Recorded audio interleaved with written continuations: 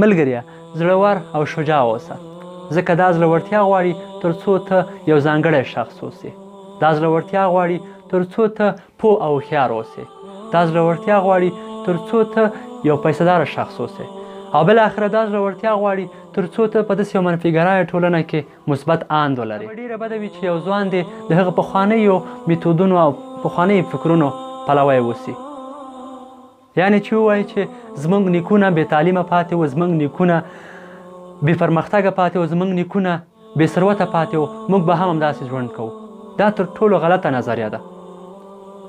زه په دې هیله واند یم چې که چېرته یو ځوان پیدا شي او هغه ووایي چې زه د دې ټولو څخه جلا یو ځان ته یو مشخصه لار لرم، یو متفاوته لار لرم، متفاوت خوبونه لرم، زړورتیا ښیم، ځواک لرم، مخته ځم او هغه به زه لاسته راوړم.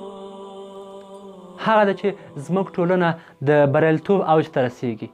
چې دا رقم ته ځوانان پیدا شي چې هغوی ووایي چې زه خپل شجاعت په کار اچوم، خپل ځواک په کار اچوم او یو متفاوت ځای ته زه رسیږم.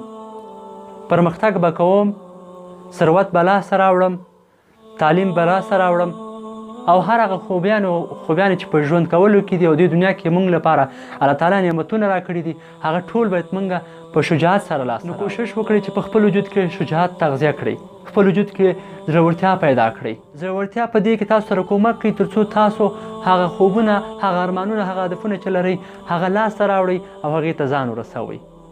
هسک او بریمن اوسئ. الله مو مل شي.